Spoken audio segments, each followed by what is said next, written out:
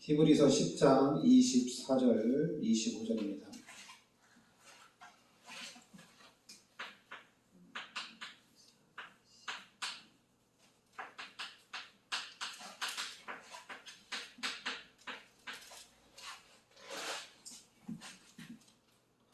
신약성경 히브리서 10장 24절 25절 같이 우리 합독하겠습니다.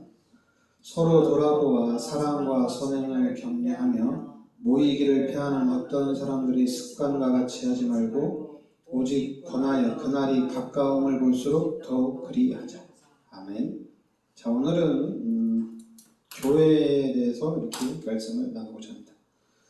자, 그러면 이 교회의 본질이 뭐냐? 이 교회의 본질은 우리가 헬라어로 에클레시아라고 얘기합니다. 에클레시아. 이 에클레시아는 뭐냐면은 부름받은 자들의 공동체라는 얘기입니다. 그러니까 에클레시아는 부름받은 자. 부름받은 자들의 모임이 바로 교회입니다. 그러니까 하나님이 나를 부르셨고 하나님이 여러분들을 부르셨고 하나님이 우리 성도들을 불러서 교회에서 예배드리도록 했다는 얘기입니다. 그러니까 하나님이 부르셨다는 얘기죠. 그러면서 마태복음 16장 18절에는 내가 이 반석 위에 내 교회를 세우리니 이렇게 나옵니다. 그러니까 하나님께서 교회를 세우시고 그리고 하나님이 교회를 친히 인도해 가신다는 얘기입니다. 그러면서 에베소서 1장 22절 23절에는 이 교회는 그리스도의 몸이다 이렇게 얘기합니다. 이 교회는 그리스도의 몸이고 그리고 성도들은 그 몸의 지체로서 연합되어 있다. 그러니까 교회의 머리가 그리스도고 성도들은 그 몸의 지체다 이렇게 나옵니다. 그러니까 하나님이 우리를 부르셔서 교회를 세우셨는데 이 교회의 머리는 그리스도고 그리고 우리 성도들은 그 몸의 지체라는 얘기죠. 그러니까 저는 이 말씀을 들으면서 이 말씀을 생각할 때마다 교회의 머리가 그리스도고 우리 성도들은 그 지체라면 그럼 당연히 우리 교회는 원네스가 되게 되잖아요.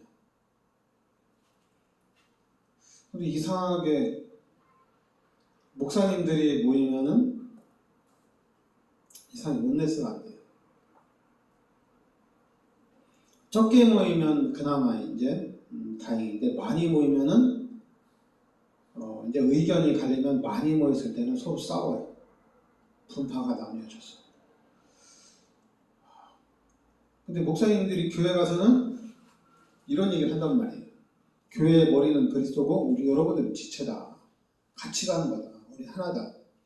그럼 목사님들도 다 같이 모여서 예배를 드리고 목사님들이 다 같이 뭐 총회로 모이거나 뭐 이렇게 또 목사님들이 노예로 모이면은 거기에 머리는 그리스도잖아요. 그리고 우리는 각 지체잖아요. 그래서 각 지체로서 머리를 중심으로 따라가면 되잖아요. 근데 이게 다 달라요. 어떤 사람이 이리 가져가고 어떤 사람은 저리 가져가고. 그러면 다를 수는 있는데 그럼 이게 나중에 시간이 가면 하나로 모아야 되잖아요. 근데 중요한 거는 이 부분을 놓고 서로 다투거나 분쟁하거나 그러면서 이제 각 교단이 갈라지고 만약에 교회가 그리스도를 머리로 해서 성도들이 각 지체로서 같이 원네스를 이루어 나간다면은 이 교회가 어떻게 되겠어요? 기독교가 어떻게 되겠습니까? 엄청난 힘이 되겠죠. 교인들이 같이 합력해서 기도한다면은 그게 엄청난 힘이겠죠. 그러니까 이번에도 우리 권사업소에 그런 문제 있을 때 그냥 교인들이 다 같이 기도하고, 또 우리 김옥자 우리 임덕수사님 그 모친되는 김옥자 성님도 지금 이제 집에다 침대를 두고 모셔야 되는데 지금 보니까 이제 걸을 수 있을 정도 됐다고 하더라고요. 그러니까 이게 같이 모여서 기도하면은 그게 또 다른 거거든요. 그게 엄청난 힘이거든요. 초대교회가 마가다락방에서 120명의 제자들이 생명 걸고 모였는데, 그 초대교회를 통해서 250년 만에 로마가 정복되는 그런 일들이 일어난 거거든요. 그럼 지금 이 시대에 교회가 이 말씀대로 그리스도를 머리로 해서 원네스를 딱 된다면, 하나의 공동체를 진짜 이루어 나간다면은 이건 엄청난 힘입니다. 그러니까 그리스도를 머리로 한 원네스입니다. 그럼 그리스도를 머리로 한 원네스, 당연히 말씀을 중심으로 한 원네스, 복음을 중심으로 한 원네스를 이루어 나가면 돼요.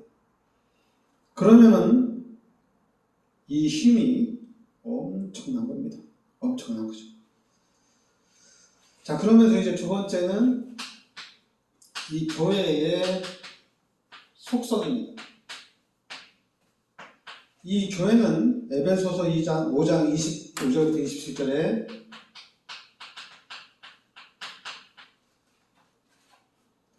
이 교회는 거룩하게 하나님이 하셨다는 얘기입니다. 그러니까 교회는 거룩성이 있어야 된다는 얘기죠. 교회는 거룩하게.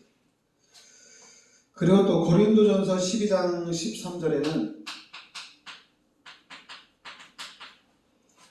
이 교회는 유대인이나 헬라인이나 종이나 자주자나 다 한 성령으로 세례를 받아 한 몸이 되었고, 누구니까 유대인이나 헬라인이나 종이나 자주자나 다 한 성령으로 세례를 받았다는 얘기입니다. 똑같다는 얘기예요. 바로 보편성을 이렇게 얘기하는 거예요.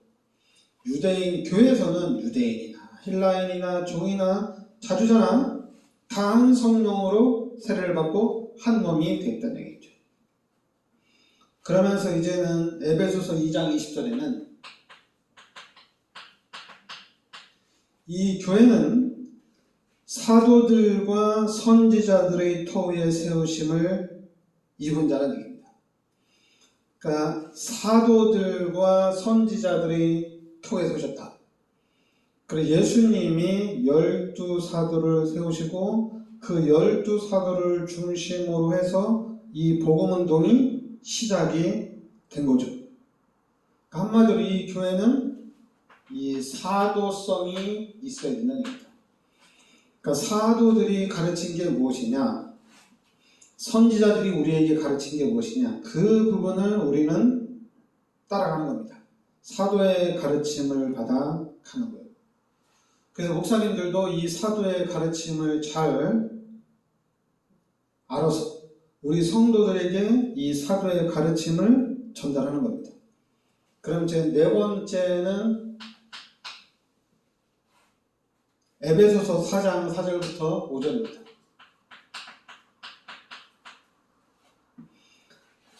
에베소서 4장 4절 5절에 보면 몸이 하나요, 성령이 하나, 주도 한 번이시요 믿음도 하나요, 세례도 하나니라. 이게 바로 뭐냐면은 일치성을 얘기하는 겁니다. 그러니까 몸도 하나고 성령도 하나고 주도 한 분이고 믿음도 하나고 세례도 하나예요. 다 하나예요. 그럼 교회도 하나거든요. 다 하나예요. 근데 저는 이 복음을 깨닫고 난 다음에 이 말씀들이 다 이해가 되는 거예요. 왜 그렇게 돼야 되는지 이해가 되는 거예요. 그게 바로 창세기 3장의 문제예요. 창세기 3장의 문제가 없다면 교회는 이렇게 가는 겁니다.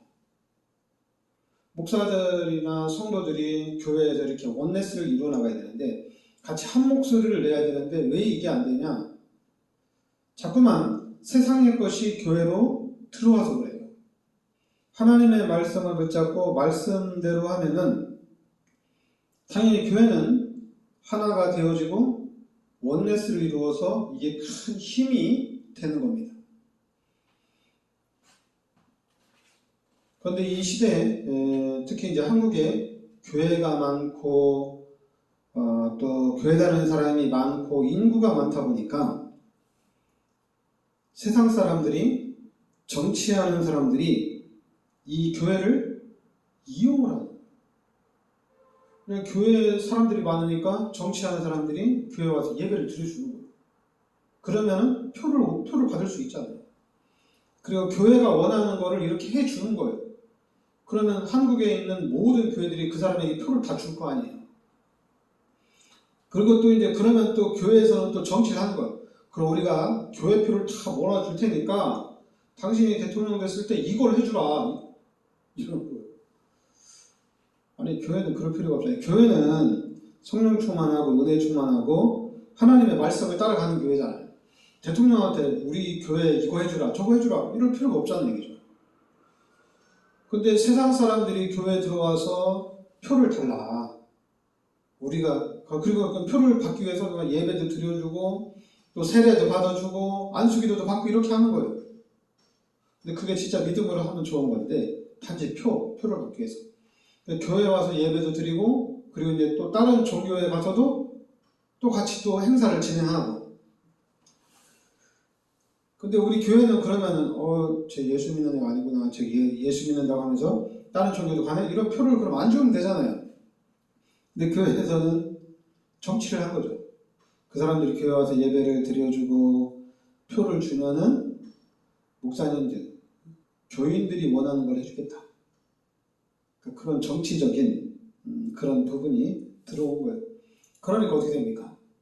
여러분, 정치는 돈을 얻기 위한 싸움입니다. 누가 돈을 더 많이 가져가나 이거거든요. 또 그런 싸움들을 계속하는 거예요. 그게 다 창세기 3장의 문제입니다. 창세기 3장의 문제. 그럼 교회는 교회 표지는 로마서 10장 17절에 믿음은 들음에서 나며 들음은 그리스도의 말씀으로 말미암았느니라. 그러니까 믿음은 들음에서 난다는 얘기죠. 들음은 그리스도의 말씀을 들음으로 인해서 된 겁니다. 그러니까 교회는 그리스도를 선포하고 그리고 그 그리스도의 말씀을 들음으로 인해서 신앙이 성장이 되는 겁니다. 그러니까 교회는 복음을 선포합니다. 그리고 고린도전서 11장 26절에 예수님이 부탁하신 거죠. 너희가 이 떡을 먹으며 이 잔을 마실 때마다 주의 죽으심을 오실 때까지 전하는 것이니라. 그러니까 성례를 지난 겁니다. 그러니까 예수님이 잡혀가시기 직전에 만찬을 하고 성례를 진행했죠. 그러면서 너희가 이 떡을 먹으며 이 잔을 마실 때마다 주의 죽으심을 오실 때까지 전하는 것이니라. 그러니까 교회는 또 이 성례를 진행해야 됩니다. 근데 우리 교회는 제가 그동안에는 잘 안 했는데 왜 안 했냐면은 그동안 한국교회에서 성찬식을 하는데 너무 이상해요. 너무 형식적이고 또 너무 거룩성도 떨어져요. 제가 이제 교회 다니기 전에 천주교도 갔는데 오히려 그런 형식적인 이런 행사 성례 진행을 보면 그거는 천주교가 더 좋은 것 같아요. 천주교가 더 거룩해 보여요. 교회는 우리 떡이 뭐 예수님 몸이야? 포도주를 마시면서 이게 예수님 피야? 너무 이렇게 준비가 안 되어지고 의미를 너무 상실하는 것 같아요. 그러면 빵이 이거 맛있네, 맛없네 뭐 이럴 수도 있고, 또 어떤 사람들은 여기는 와인을 썼네, 여기는 주스를 썼네. 그래서 이게 성례가 예수님이 세우신 건데, 이 교회가 이걸 잘 모르는 거야. 이 성례를 그래, 이 성찬식을 통해서 너희가 이 떡을 먹지 않으면 나와 상관이 없다고 그랬거든요, 예수님. 이 떡을 먹음으로 인해서 구원을 받고, 그리고 이 피를 마심으로 인해서 우리의 모든 죄가 씻음을 받는 거거든요. 그런데 이게 1년에 이제 우리가 맥주절, 추수감사절, 성탄절, 부활절 이렇게 많이 하면 4번씩 했는데, 저는 이건 당분간 좀 중지하고 앞으로 나중에 잘해야 되겠다. 진짜 성례식을 한번 하는데 성령 충만한 성례식. 그래서 진짜 이 성찬식을 하면서 예수님의 그 살을 내가 먹는 거잖아요, 그죠? 예수님의 피를 내가 마시는 거잖아요. 그럼 너무 감사한 거잖아요, 그죠? 그러니까 우리는 이게 너무 중요한 건데 너무 좀 성례가 너무 좀 희석됐죠. 이 부분을 앞으로 기독교가 또 설해야 좀 있습니다. 그리고 또 에베소서 4장 15절에는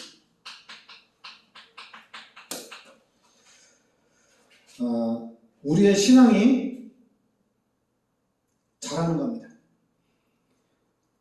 교회의 머리가 그리스도잖아요. 그러면 우리의 신앙이 이렇게 자라나야 되잖아요, 그죠? 성장이 돼야 되잖아요, 그죠?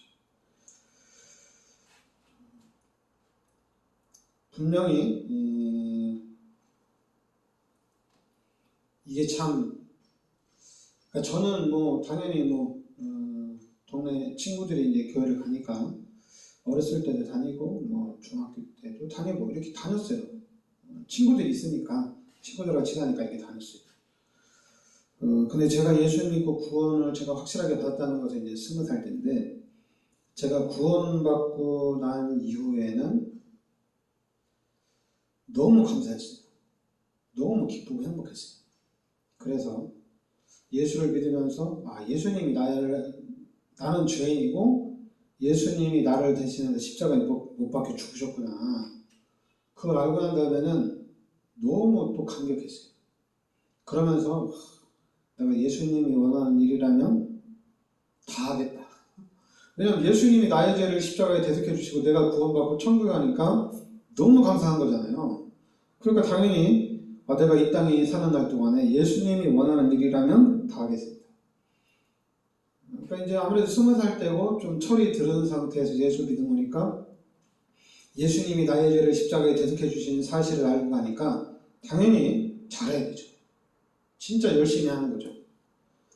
근데 어느 날은 열심히 하는데 이게 안 돼요. 그게 이제 한 5년 됐을 때요. 잘 안 돼요. 막 죄에 걸려 넘어지고 나 자신이 예수 믿는 사람으로서 너무 이게 아닌 게 너무 많아요.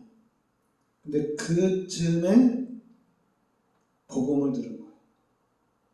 그리고 복음을 듣고 난 이후에 이제 모든 부분들이 눈이 다 열리기 시작한 겁니다.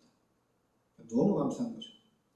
그러니까 예수가 그리스도라는, 그러니까 복음을 들은 것도 예수가 그리스도라고 깨닫는 데는 시간이 좀 걸렸어요. 말씀에 집중하고 전도학교 이런 은혜 받는 데 집중하고 또 집중하는데 어느 날 예수가 그리스도구나, 이게 딱 알아진 거예요. 깨달아진 거죠.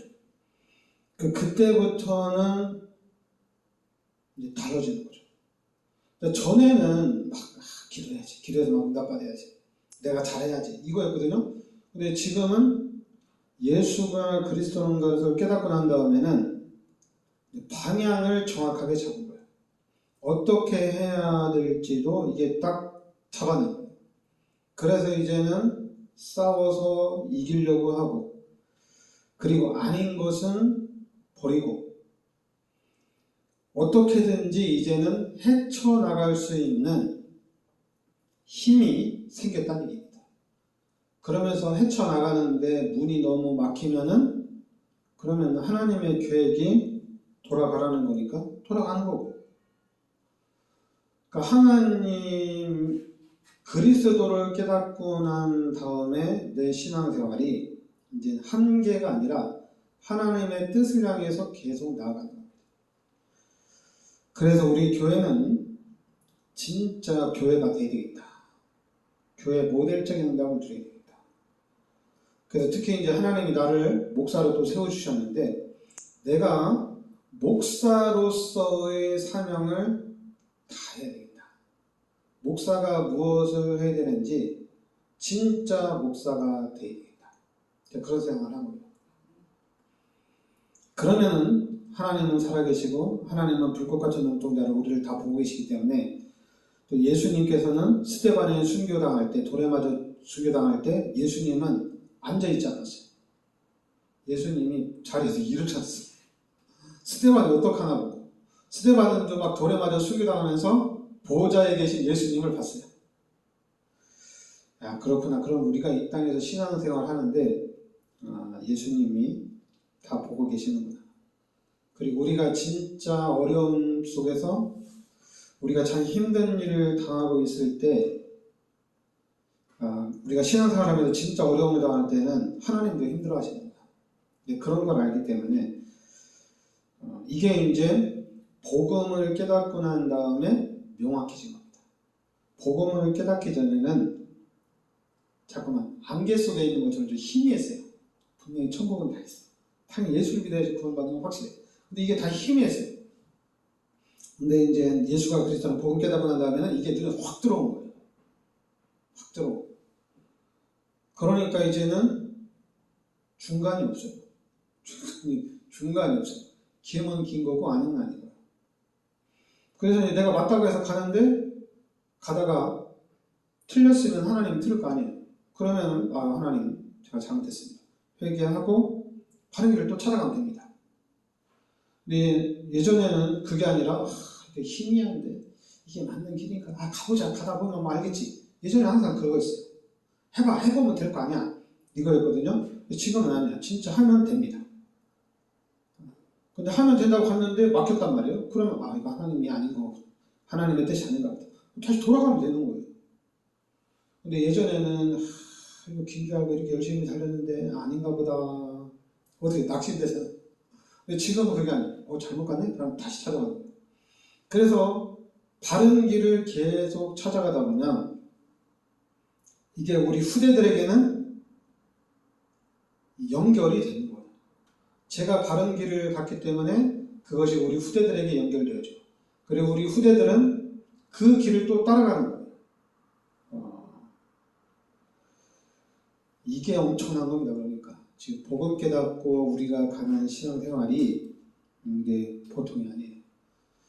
하여튼 저는 목사로서 가야 할 길을 확실하게 가고, 진짜 우리 성도들도 하나님의 축복을 확실하게 받고 진짜 이 시대를 살리는 그 세계복음화에 우리가 주역이 되어야 될 줄 믿습니다. 기도하겠습니다. 하나님, 은혜를 감사드립니다. 하나님께서 우리를 불러주셔서 이렇게 교회로 갈 수 있도록 인도하여 주시니 감사드리고, 특별히 이 시대 저희들을 그리스도의 비밀 속으로 불러주심을 감사드립니다.